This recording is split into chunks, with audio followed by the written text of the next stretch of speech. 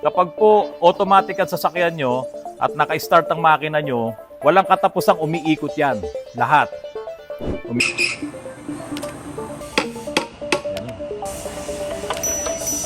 Durog yung bearing no stator. Sige. Ayun no. Ayan, tanggal. Wasak. Kung hindi pa pala yan naayos, masisira yung buong transmisyon. Mga kapatid, magandang gabi po sa inyong lahat. Medyo nahirapan kami dito kasi unang-una 4x4 tong Ford Everest na to. Ito yung ipinakita ko sa inyo doon sa nakaraan nating vlog na sira yung torque converter. Ngayon, naging mahirap lang yung trabaho namin dahil meron pa nga nabilog na ulo ng tornilyo. Ayan, oh. At talagang sininsil pa namin. Ang size nung head, yung nut na to ay 14.5 mm. US kasi. So siguro may nag-attempt ng gumawa dati nito at talagang gusto nilang palitan talaga ng torque converter or ibaba nila yung transmission. Yun nga, nabilog nila tong isang tornilyo. Ngayon, bago mo kasi makuha yung torque converter, ibababa mo talaga yung buong transmission. Since 4x4 to, naku po, napakahirap. Binaba mo yung propeller, dalawa, dun sa harap, saka dun sa likod, tapos baba din yung cross member, ang dami naming binaba, para lang makuha namin itong torque converter. Yan. Napalitan na po ito, mga kapatid, tetestingin na lang po namin.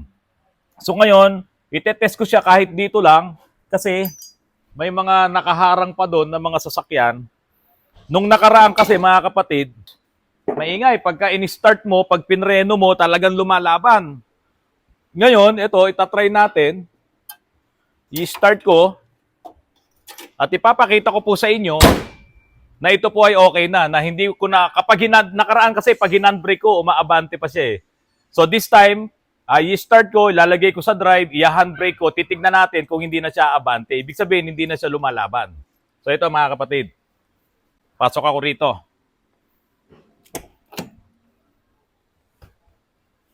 Dito, lapit ka dito.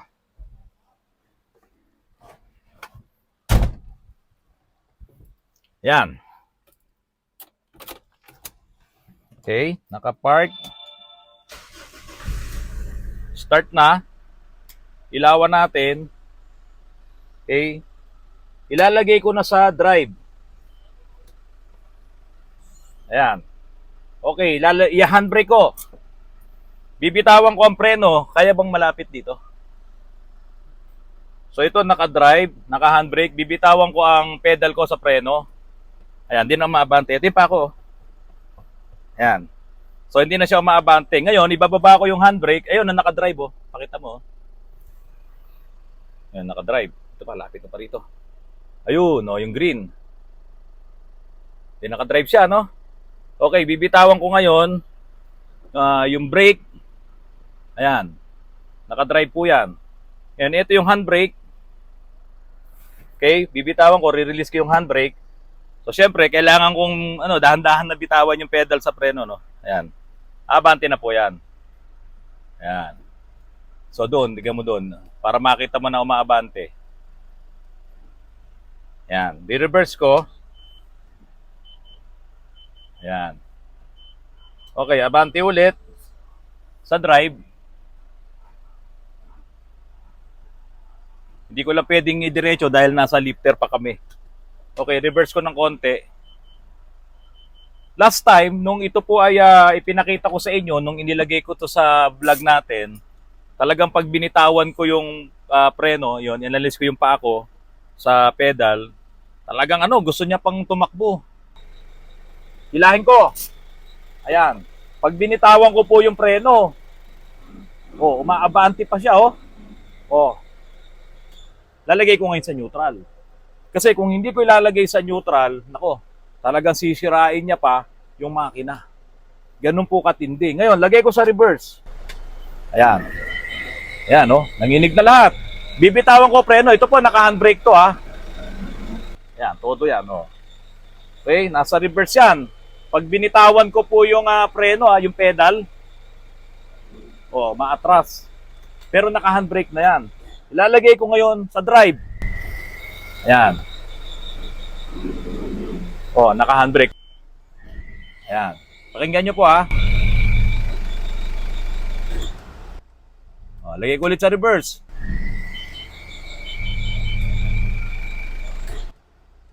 Ganun katindi. Tapos maingay, merong ganun. Ngayon wala na po kayo naririnig.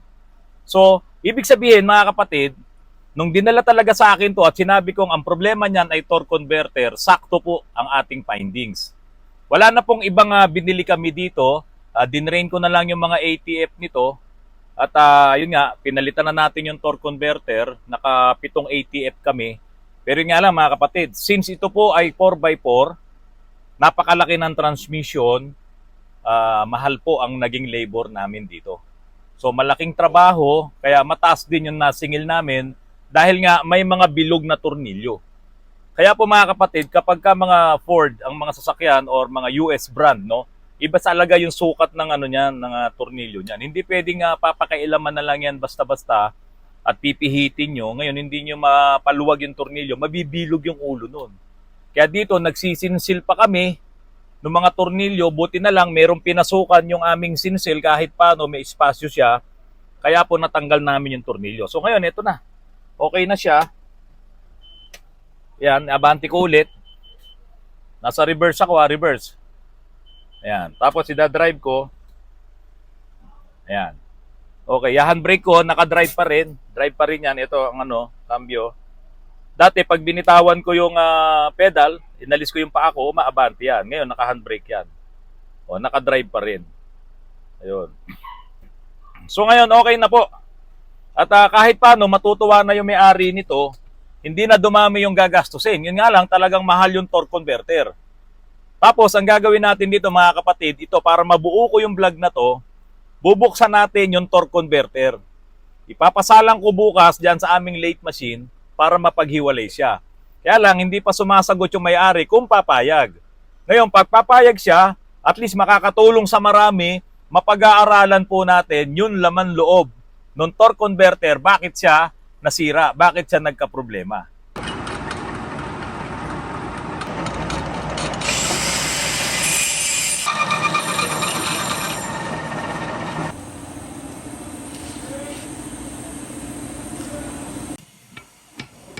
Yan na, kapatid. Yan na. Yun. Durog ba? Yun, durog bearing oh. Kita-kita oh. Durog yung bearing nung stator. Yung one-way bearing. Ayan oh, kapatid oh. Ay, bigat stack up. Oh. Yan yung bumabara no. Stack up oh. Di may ikot sir. Stack up na ano? Eh dapat natatanggal yan eh. Sige. Ayun oh. Ayan, tanggal. Wasak. Kung hindi pa pala yan naayos, masisira yung buong transmission. Ayan, sige, tanggalin mo. Tawid. Papakita natin doon. So ito mga kapatid, ang naging problema. Ito, nasira ito, kumalas. Ayan o. So ito yung umiingay habang pinapaandar ko. Ngayon, nag-stack up na. Ayan yung bearing niya, durog na durog sa loob. Oh. Ayan. Ito yung stator. Ang trabaho ng stator, i-multiply pa niya yung torque. Ayan. So, ayan po ang nangyari. O mga kapatid, ito na po yung torque converter ng Ford Everest na inayos na natin. Ayun, nakuha na nung may-ari. Ngayon, ipapakita ko po sa inyo kung ano talaga yung naging problema. Ang naging problema po talaga ay itong kanyang stator. Ito po, nadurog po yung bearing nito sa loob. Ayan, papakita ko sa inyo. Ayan.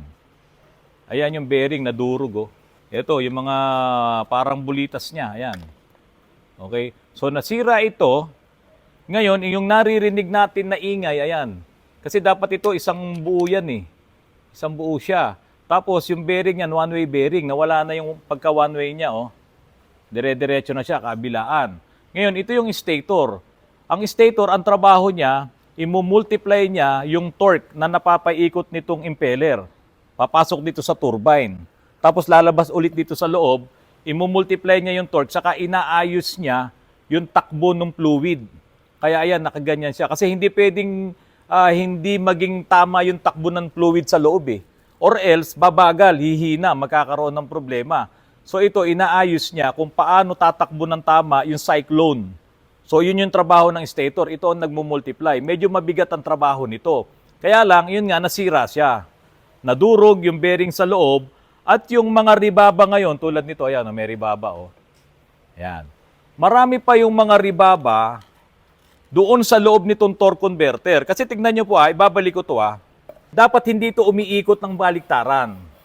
Yan, mga kapatid, dapat hindi ito umiikot ng baliktaran. Kasi ito yung stator, ito galing to sa 4D56 na torque converter. Ayan, napapaikot ko siya, pero hindi siya dapat iikot na ganun. Ayan, one way.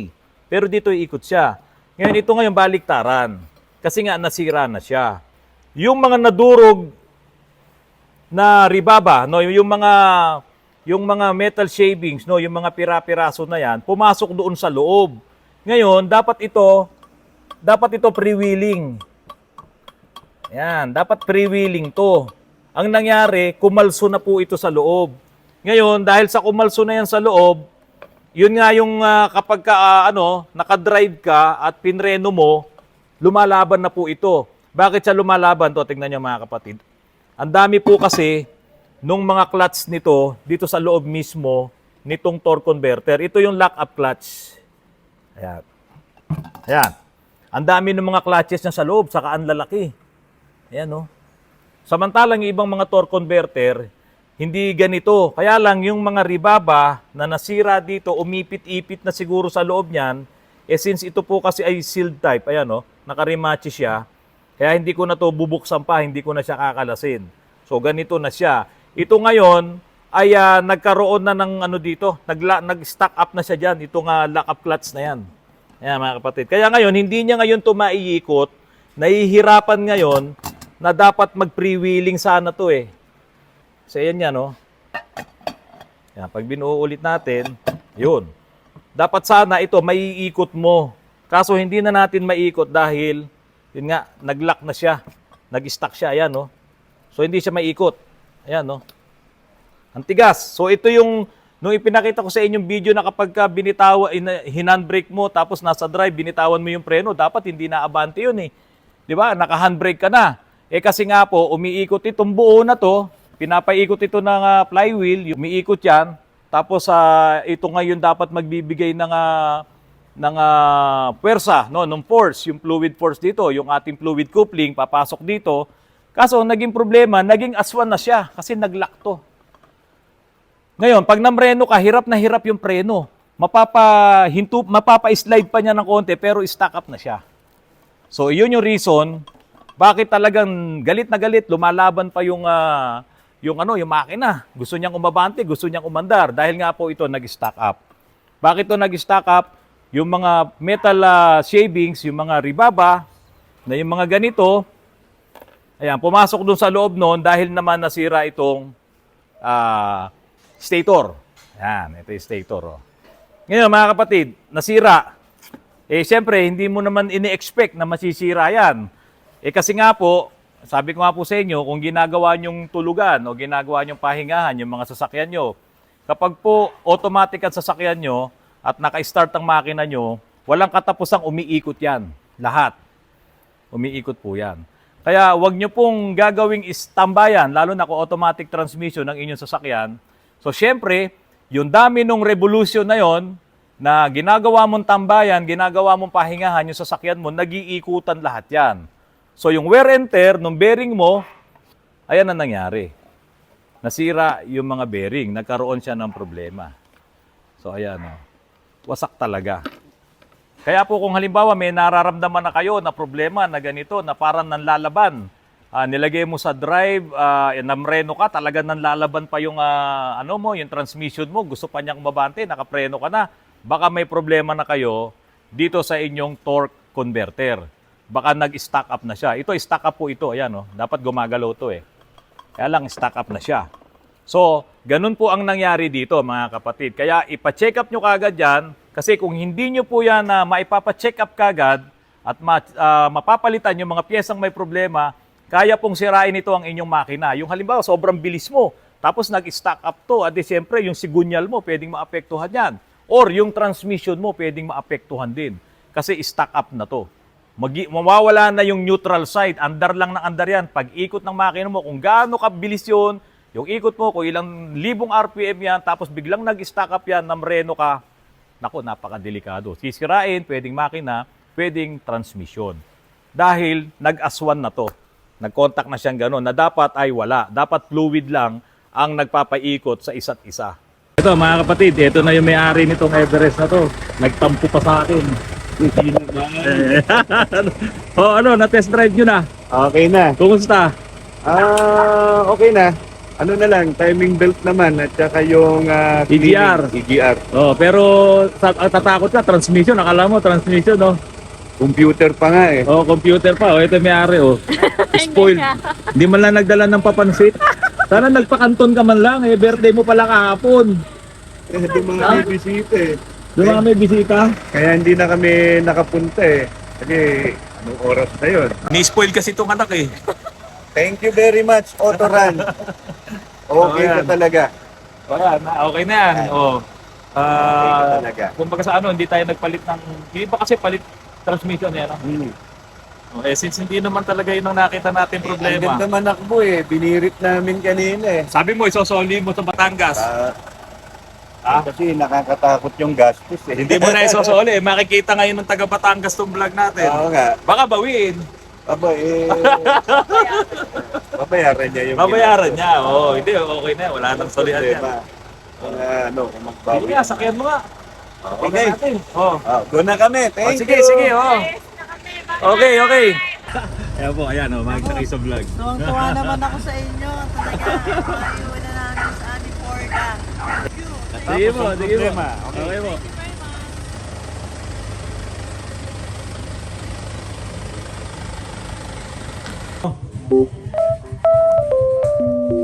Pero dati siya may paglaw. Meron. Kakabitan lang yan.